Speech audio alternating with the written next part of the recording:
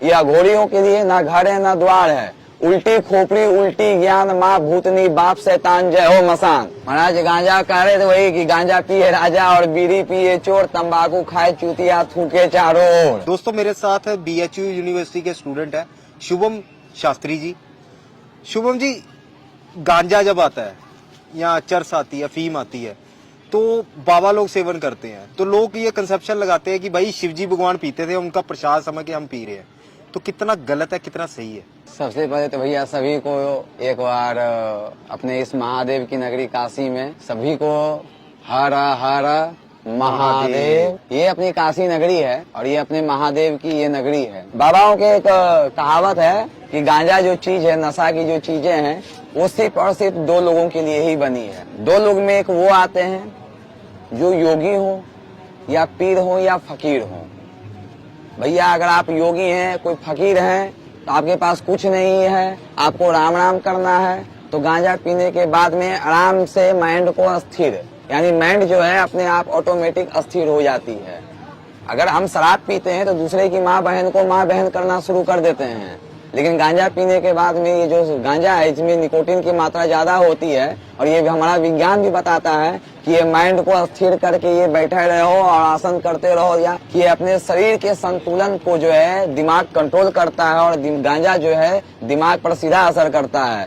और जब दिमाग पर असर करता है तो अगर आप गांजा अगर पिए हुए हैं और दिमाग पर ये असर कर रहा है, अगर आपके दिमाग में अगर अच्छा सद्गुण भाव लेकर अगर बैठे हुए हैं, अच्छा राइट अच्छी सोच लेकर अगर बैठे हुए हैं, तो आप अच्छा ही कार्य करते रहिएगा। ये गांजा की एक खूबी होती है। गांजा पीने वाले कभी भी, जैसे ये बाबा लोग हैं, कभी भी अपने मुंह से अपशब्द नहीं बोलते हैं। राम राम बोलेंगे, महादेव बोलेंगे, या अल्लाह अकबर। पीर बाबा जो बैठे हैं वो अगर पी रहे हैं गांजा तो वो भी अल्लाह अकबर बोलेंगे, वो कोई गलत शब्द नहीं बोलेंगे। लेकिन अगर हम शराब पी रहे हैं या दारू पी रहे हैं या कुछ गलत अगर ज्यादा कर रहे हैं, तो ये अपने लिए भी हानिकारक है और समाज के लिए भी हानिकारक है।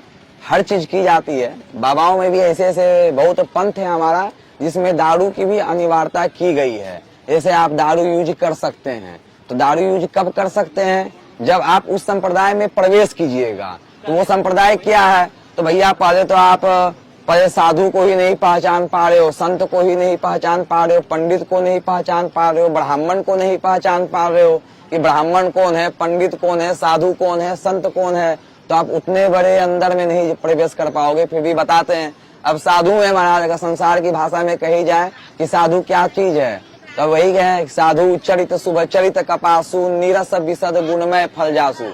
जिसमें कपास के भांति जिस प्रकार कपास सफेद रहती है, उसी प्रकार साधु का चरित्र साफ होता है, उसपे कोई दाग नहीं लगता है, उसमें कोई नीरस विशद, उसमें कोई रस नहीं होता है, वो विशद होता है।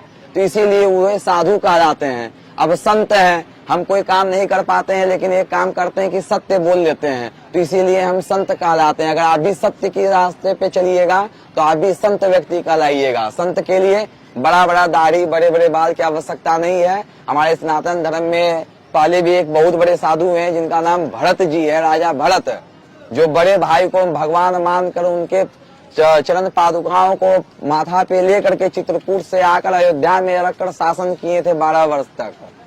वो भी थे, उनको दाढ़ी बाल नहीं था, फिर भी वो संत थे। हमारे योगी जी भी हैं, बड़ा बड़ा दाढ़ी बाल नहीं रखे, फिर भी वो संत हैं। तो ऐसे ऐसे बहुत धर्म है, बहुत पंथ है। तो उसी पंथ में एक संप्रदाय है जिसका नाम है अघोर। तो अब अघोर संप्रदाय की अगर बात की जाए महाराज, तो अघोर का तात्पर्य होता है अघोर।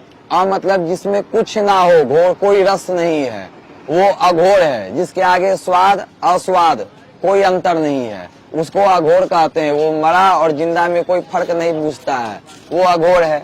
अघोर लोगों को अलाउ किया गया है कि आप शराब जो है देवताओं पे समर्पित कर सकते हैं। उज्जैन महाकाल मंदिर काल भैरव में चले जाइए, वहाँ के देवता अभी भी शराब पीते हैं।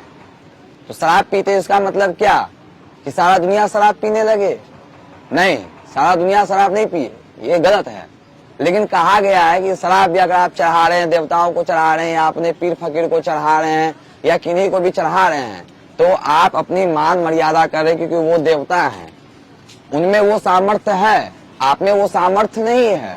वो उस चीज को पचा सकते हैं। महादेव कहते हैं गांजा पी लेते हैं, आप एक चिलम पीजिएगा, दूसरा चिलम पीते पीते शांत होकर बैठ जाइएगा, तुरंत माँ और पिता को याद करने लगिएगा।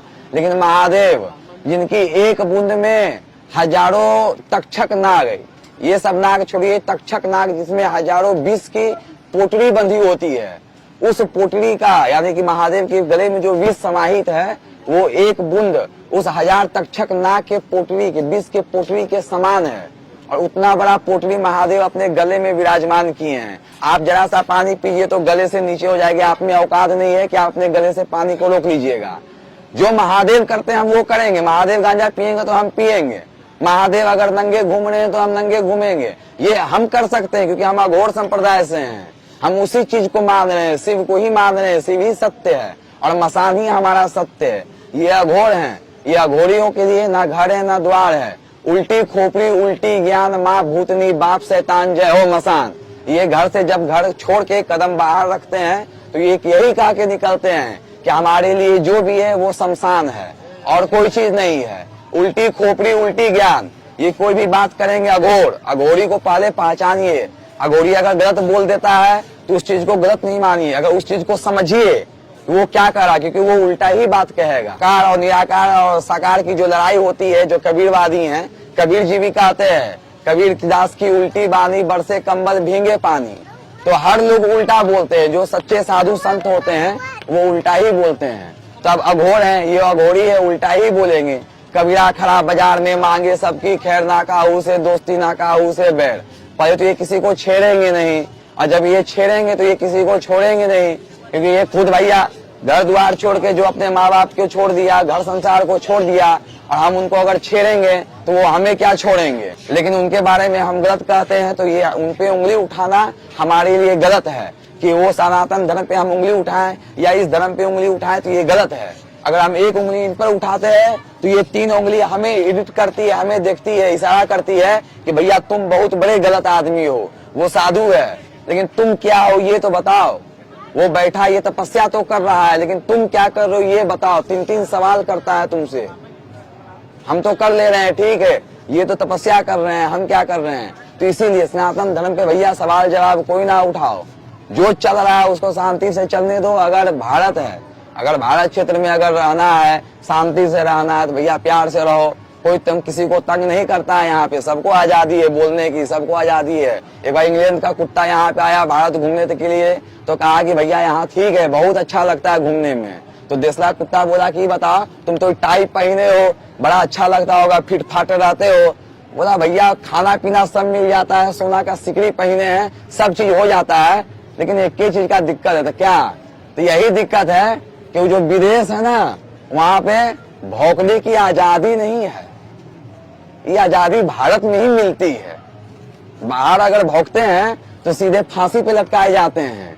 अभी भी ऐसे ऐसे देश हैं जो कि ताजिकिस्तान है, वो पाकिस्तान है, वो जहाँ पे फांसी पे लटका देता है मार करके, बलूचिस्तान है, सारे देश ऐसे पड़े हुए हैं जो कि गलत बोलने के बाद में अपना ये किंग जोंग का ही शासन का ले लीजिए। वहाँ पे अगर उनके शासन में अगर आप उल्टा बोलिएगा तो सीधे आप वहाँ पे तो इतना कड़ा रूल है कि जैसा बाल राजा कटवाएगा वैसा प्रजा कटवाएगा। आपको इतना आजादी मिला हुआ है महाराज कि आप कुत्ते जैसे भौंक लेते हैं, तो आराम से आप भौंकते रहिए, आपको यहाँ पे आजादी है। रही बात संविधान की, तो संविधान हम लोगों के लिए जिंदा है और हम संविधान की इज्जत करते हैं, लेकिन संविधान जय भीम चिल्लाने वालों की इज्जत नहीं करते हैं। तुम जो रावण अपना नाम रखे हो, चंद्रशेखर रावण, वो भी एक ब्राह्मण का ही नाम है और ब्राह्मण का विरोध करते हो। भीमराव अम्बेडकर कभी ब्राह्मण का विरोध नहीं किए, वो समाज का विरोध किए, समाज के वर्ग का विरोध किए, ब्राह्मण का विरोध नहीं किए।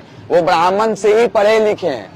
उस संविधान को लिखने में भी 5 ऐसे ब्राह्मण सम्मिलित थे जो संविधान को लिखे, और संविधान कोई फ्री में नहीं लिखा है। अरबों रुपए करोड़ों रुपए खर्चा हुई है उस पे। इस भारत देश की, समाज की, इस जनता की उस पे खर्चा हुई है। मात्र लिख देने मात्र से हम आपको कॉपी दे दिए, कलम दे दिए, रहने खाने हगने मुतने सोने घूमने सब सुविधा दे दिए, तो आपको बैठकर लिखने में क्या दिक्कत है। भीमराव जी आप तो लिख दिए संविधान, हम इस चीज को मान रहे हैं, लेकिन चिल्लाओ नहीं, जय भीम चिल्लाओ नहीं।